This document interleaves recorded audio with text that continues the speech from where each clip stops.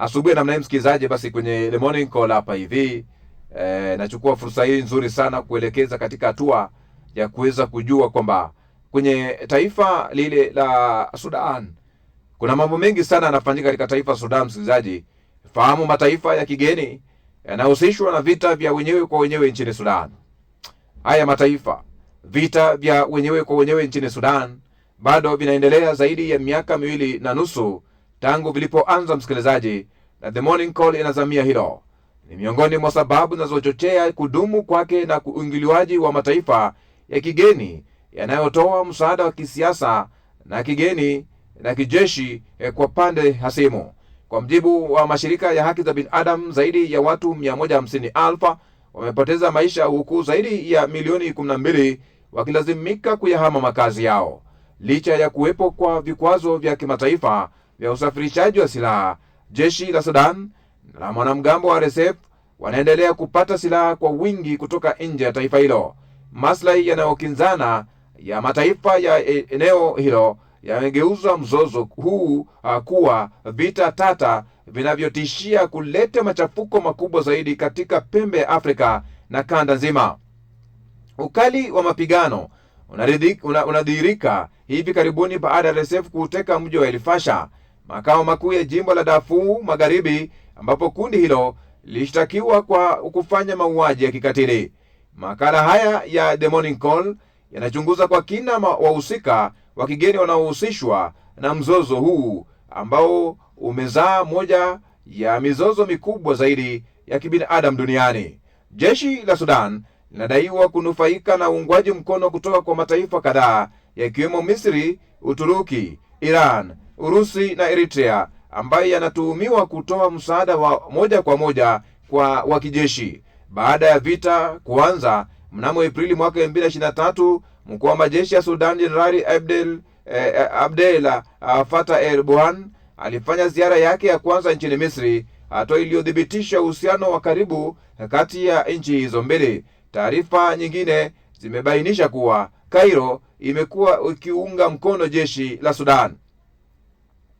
Kiongozi wa RSF Luteni Jenerali Mohamed Hamdan Dagalo Hemeti amekuwa akishutumu mara kwa mara Misri kwa kulisaidia jeshi la Sudan kwa silaha zikiwemo ndege za kivita. Tarehe 5 Novemba mwaka 2025, RSF ilidai kuwa mashambulio ya ndege za rubani yaliyotekelezwa Darfur Magharibi yalitoka vituo vya kigeni ikihusisha Misri, ingawa Cairo imekanusha kuhusika.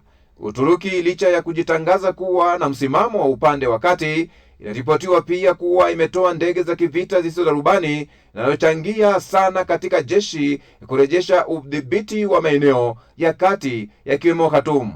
Mnamo mwezi Machi mwaka 2025, vyombo vya habari vya Uturuki viliripoti kuwa kampuni kubwa ya silaha ya nchi hiyo, Baika, ilipeleka ndege za kivita na mamia ya viunganishi vya mabomu kwa jeshi la Sudan. Kwa mujibu wa taarifa ya Middle East Eye, mnamo Novemba 6 mwaka 2025, Uturuki na Misri iliongeza usaidizi wao wa kijeshi baada ya RSF kuteka mji wa El Fasher. Aidha, kuna madai kuwa Urusi na Iran pia zinatoa ndege za kivita za droni kwa jeshi hilo la Sudan. Mnamo Oktoba mwaka 2024, Hemeti alishutumu Tehran kwa kutoa msaada wa kijeshi kwa jeshi hilo, lakini Iran haikutoa majibu rasmi.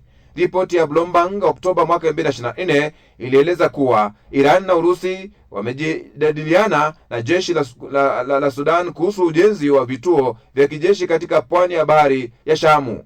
Ingawa Iran ilikanusha, Urusi ilisaini makubaliano ya serikali ya kijeshi ya Sudan mnamo Februari mwaka 2025 kuanzisha vituo vya kijeshi cha majini nchini humo, azma ambayo Moscow imekuwa nayo tangu mwaka 2017.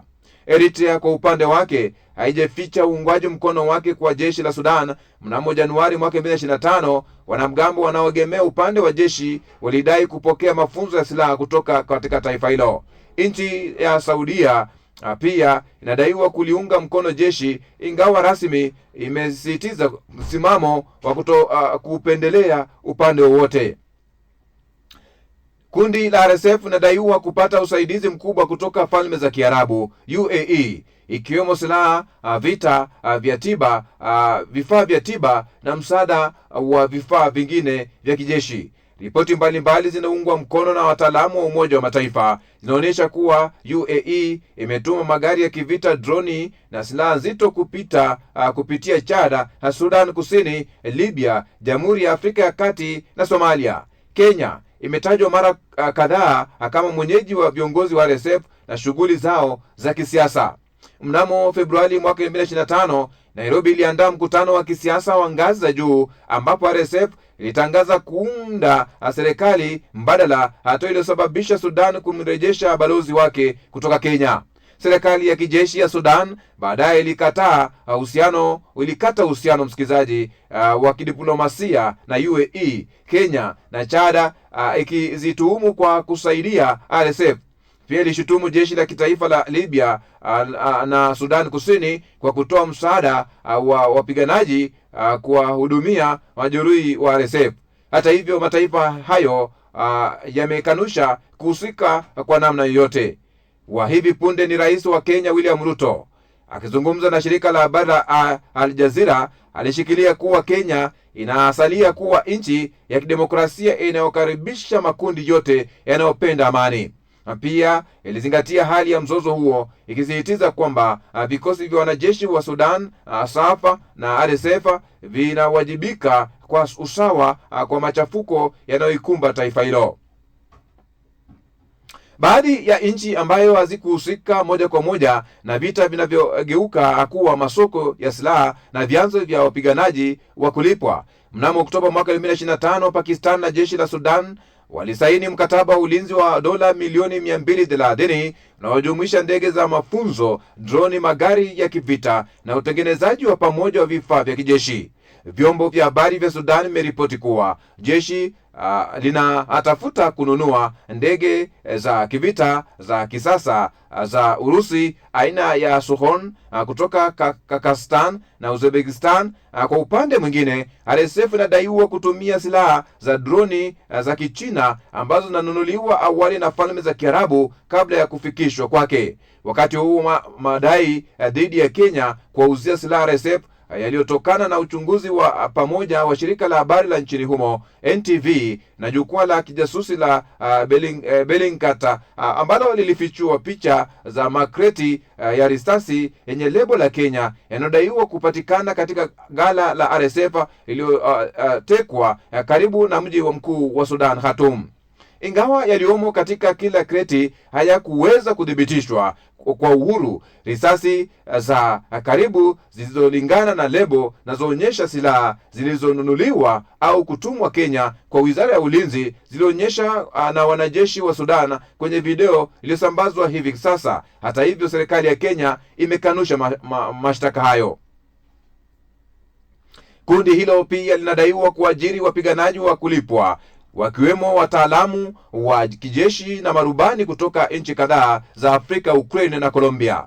Mnamo Novemba 5 mwaka huu, waziri wa ulinzi wa Somalia ameripoti kuwa ndege zilizotambulika ziliruka kutoka uwanja wa ndege wa Bosaso zikienda kubeba kitu kuelekea Darfur. Taarifa zaidi zilidokeza kuwa UAE inatumia uwanja huo kusafirisha silaha za wapiganaji wa kulipwa wa RSF. Awali aliyekuwa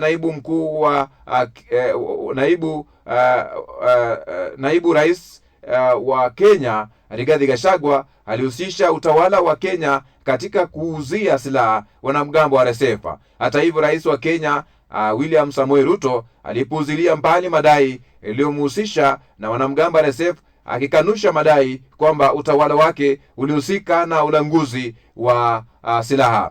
Katika miezi ya karibuni, Marekani imeongoza na kuongeza jitihada za kidiplomasia kupitia mchakato wa Quad unaojumuisha Saudi Arabia, Misri na Falme za Kiarabu kwa lengo la kuweka usitishwaji wa mapigano wa kibinadamu wa miezi mitatu kisha makubaliano ya kudumu ya amani. Hata hivyo, tofauti za ndani kati ya mataifa ya Kiarabu zinazoshiriki katika mazungumzo hayo ambayo imekuwa ikikwama katika kukwamisha juhudi hizo. Mnamo Novemba 6, RSF ilikubali pendekezo la kusitisha mapigano, lakini jeshi bado lilipinga hatua hiyo. Jeshi limekataa ushiriki wa Falme za Kiarabu katika mazungumzo hayo, likitaka washirikishwe Uturuki na Qatar. Kwa sasa, kutokana na misimamo mikali ya pande zote mbili na kuimarika kwa ushirika wa moja kwa moja wa siri kati ya wahusika wa kigeni, matumaini kupatikana kwa amani ya haraka Sudan yanaendelea kudidimia.